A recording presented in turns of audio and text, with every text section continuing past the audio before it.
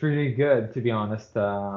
It's interesting, I never quite bring this up when I ask these questions, but they seem to always verge on trying to give definitions to progressive rock. What is this thing?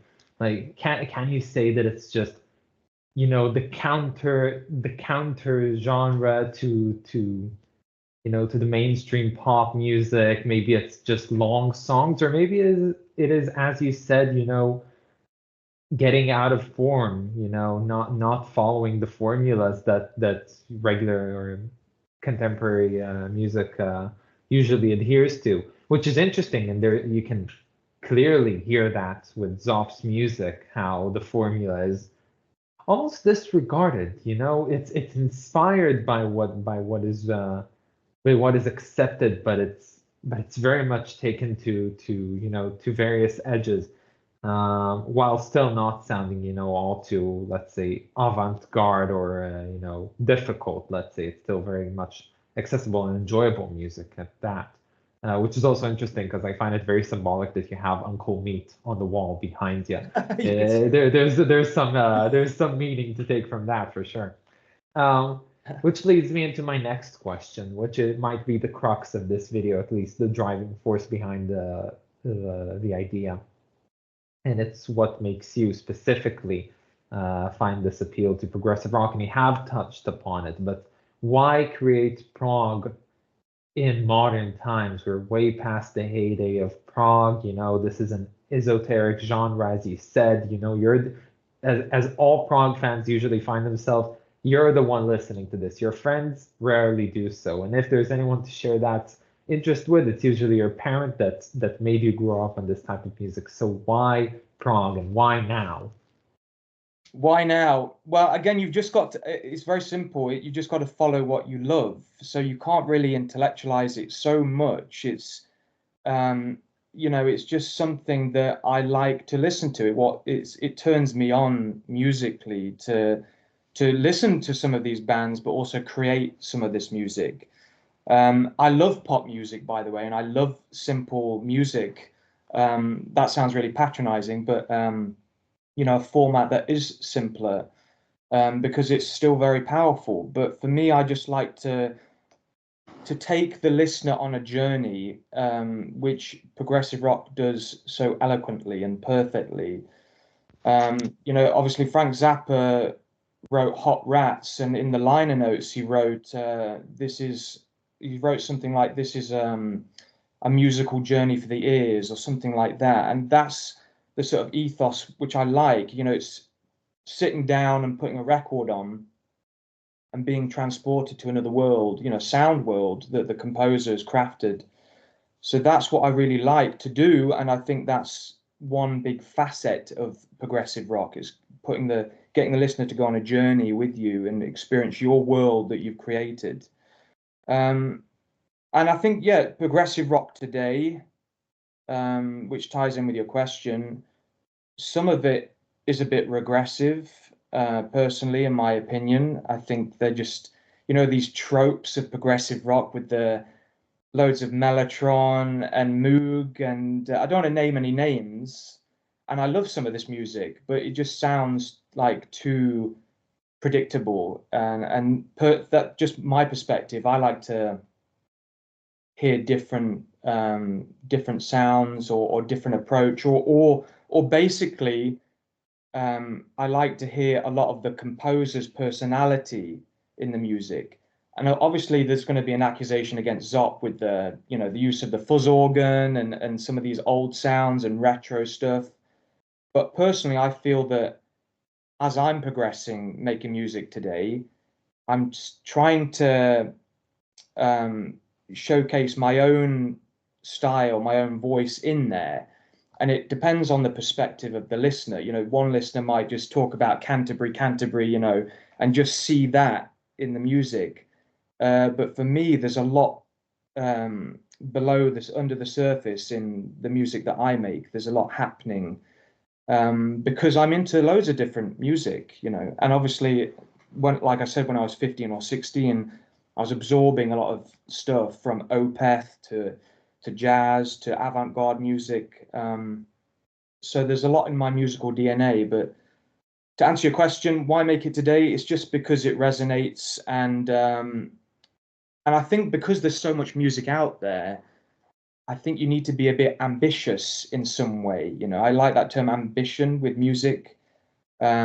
Just try to be a bit adventurous, or you know what I mean. Just using the imagination is really important. So yeah. Does that answer your question? Definitely it does. On the last point, you know, I sometimes tend to think that what we insiders, let's say in the prog world, call ambition, outsiders might look as, you know, being pretentious, which is, in my opinion, very much wrong. I feel like there's always this strive to go upwards. The classic case would be to look at Italian prog specifically, and the effect that, you know, everyone was so ambitious with what they wanted to create that all these, like, you know, cluster of bands in the 70s in Italy just elevated one another to heights unseen. Same thing probably happened in the UK as well, with the progressive scene as well. Everyone was trying to outdo themselves, and in a matter of years, we've progressed, you know, from suites such as, you know, like Adam Hart Mother, which was a very outstanding thing, you know, all the way to Tarkus and Close to the Edge and whatnot in that short of a time, because everyone had big ambitions for what they were creating. And I feel like bringing that same spirit today with this facet of self-expression that you were stating, meaning not regressing back to the familiar tropes of progressive rock, rather, you know, finding your own way to interpret this type of self-expression in the modern era can create something that is wholly magical and very much unique as well, like Zopp's music, like Wobbler for sure, like Opeth. There are many to mention, and this would be a question now that I'm really interested in. Could you name specific artists, bands, or even particular albums that are specifically more inspiring to you, that you look, you know, you look fondly at, or that were influential, let's say, in your journey to get to the point where you are when you're creating very much popular music as well? Yeah, there's so many. There's so many. It's very hard to choose, but I did write a few down for you. And the way I gauge this is just by how many times I've played the records, you know. And the way I work is I just try to find something that inspires me to create. You know, it's very subjective, very personal. And I might go into cycles of, it might be very serendipitous, very like a happy accident of discovering something and being fascinated by it because it inspires me to create personally. So one big one, which might be obvious to some of my fans, is Frank Zappa. So oh da da da apostrophe. Nice, very Wow, good. you prepared that for this interview, especially. Yeah, no, definitely I have. No, that's fantastic. Yeah, for me, Zappa, you know, um, he was a Renaissance man. You know, he was one of the first to introduce Stravinsky to a wide audience and the use of classical music. And I think his work, especially me personally, it's the late 60s, early 70s work that he produced. It's really inspiring for me. It's got Stravinsky in there. It's got jazz. It's got so many different things which turn me on musically.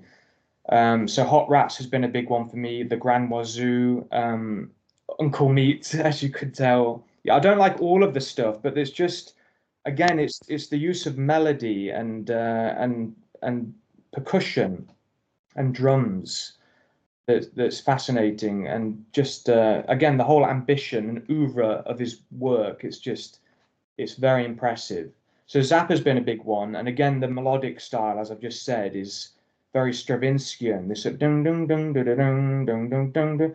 This melodic style has been very influential for my own music because I think melody is so important because that's what people get. That's what people hear in their head mainly, isn't it? It's just the melody. So yeah, Zappa obviously has been a big one. If we're going to talk more about the Canterbury scene, which I showcase with Zopp's music, I think Soft Machine have been a massive one for me personally, especially the third album called Third in 1970. And again, it's a good balance between jazz and the use of the fuzz organ, Mike Rackledge's fuzz organ sound. And again, long songs, like 20-minute long pieces, one side of vinyl. It's a great, ambitious piece of work. And for some reason, without intellectualizing it too much, I've just played that record so much, it's got repeat value. But the interesting thing about that record is that it's one of those records where you play it the first time and you don't get it. You don't understand it because it's very lo-fi sound. It sounds terrible. You know, the first track is Facelift, which was recorded live, and it's very sort of low fidelity sound. And I remember the first time I heard it, I didn't get it. But over the years, I returned to it again and again, and it just kept on providing the goods. You know, very inspirational record for me. So I'd probably say Soft Machine is a big inspiration for me. On the flip side, there's another band called Dungeon. Do you know this band? No, so this band's it's spelled Dungen. So phonetically Dungeon or something. But this is a Swedish band based in Stockholm. They're still active today. They've been going for maybe 20 odd years or more. And have you heard of Bo Hansson? Yes. Yeah, the Lord of the Rings records. So the main guy in Dungeon, Gustav Estes, he's very much inspired by Bo Hansson and his organ playing. And Bo Hansson was an organ player in Sweden in the 70s. He released a record called Lord of the Rings. And it's just a very psychedelic record, basically. But Dungeon, they sing in Swedish. The textures are very organic. The use of pianos, mellotron, organ. And the guitarist called Rainer Fisker is one of the best guitarists in the world. Have you heard of Rainer Fisker? I think I have. I don't know why, but that name definitely rings a bell. Rainer Fisker. Yeah. Okay. He plays in a band called Elephant Nine. Ah, yes. Yes, this of band? course. Yeah, I've Yeah. heard of a bunch I of think their he stuff. plays as a guest with this band, but he's a full-time member of Dungeon.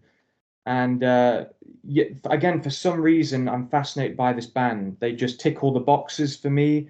And it's more like pop, really, but it's very organic sounding, and there's some progressive elements in there. And I've always returned to this band. They really inspire me.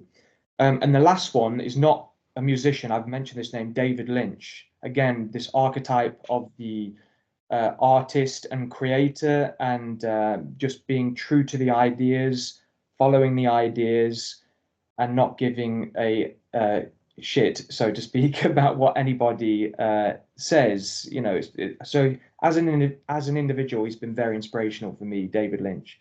So that's a few that I would cite as probably the most inspirational artists that have inspired my music. Nice. Very, very interesting. Very eclectic, I must admit, and I should look at the Dungeon because I do not know them. But now I'm interested. I'll send you some stuff. Definitely. Okay, then let's progress to the next one. So now this addresses the state of Prague in modern times. That is looking, as there's the opinions of those consuming the music mostly, but then you have the people actually creating it and interacting, with people, with fans, or with anyone who wants to comment on their music or listens to their music. What is, in your opinion, the state of progressive rock right now? Where are we standing with this genre? What are we doing here, let's say? And I'll try and keep it vague, so any answer really goes here. It's difficult for me because in one sense I live in my own bubble, so I'm probably not the best person to speak to, but I'll do my best. What I mean by that is that I try to just focus on what I want to create. So I'm not one of these people these days that's on Spotify all day, consuming a lot of music and being academic like you probably are, I imagine, which is fine. It's just who I am. At the moment in my life, I just want to create music. So I'm not really like doing a survey of all the bands. However, being in a band now and playing at festivals, progressive rock festivals, you get a taste of what's happening today. And I'll give you two sides of my perspective. One side is a bit pessimistic, and I've touched on this already, the sort of tropes of progressive rock, wearing a wizard hat and playing a moog. For me, it's just a bit cheesy and it's regressive. And I'm not saying that all progressive rock bands are doing this, but it's this idea of, trying to fit into a certain genre and be generic is not appealing. So I think a lot of bands are guilty of that in the scene. And we see some bands that have been around for a long time that seem to release the same record again and again. And for me, look, each to their own, as we say here. If you're carving out a career doing that, then that's totally fine. But me personally, my perspective is it's not creative. You've got to. I just see myself with Zopp. I don't want to make the same record again and again forever, because I'm a curious individual and I want to, experience new ways of expressing myself. So that's one concern that I see with some bands. Again, not all bands, is this idea of repeating yourself or fitting into a niche, because that, in my opinion, is quite regressive. What else can I say about this? Again, like this emphasis on being retro, I think is a bit cheesy. But again, I could be accused of doing that with Zopp, being retro. Again, it depends on your perspective. On the flip side, I think there are some bands in what you might call the sort of alternative scene that are progressive, but they're not necessarily calling themselves progressive. One band that I admire, I'm not like a huge fan, is King Gizzard and the Wizard Lizard, is it? Yeah, you like this band? Yeah. Uh-huh. Yeah. Yeah, I mean, I've seen them a few times, and I'm really impressed with their live show and how, again, ambitious they are. They're going from hopping from different genres. They're using keyboards, they're doing drum solos. These are all the sort of interesting aspects of progressive rock. And they're not really calling themselves progressive rock because they don't just release prog albums. They're going from, I don't know, I've not followed the last couple of records, but they're going from metal to some sort of joke album to like a funk jazz stuff, and that's really ambitious. Again, that's cool for me. So that band is in what I call the mainstream alternative, and that's a good sign. So I'm quite optimistic. This maybe is one of your other questions, but I'm quite optimistic about the future because of bands like King Gizzard, because it's showing that young people are into this type of music.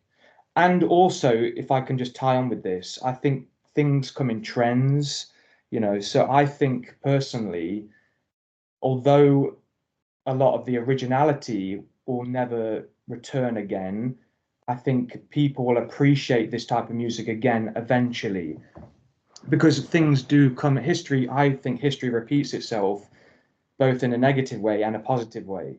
And I think some younger people will get into this eventually when the zeitgeist changes. I think it's inevitable. So I'm optimistic about the future of progressive rock and music, personally. Yeah, you can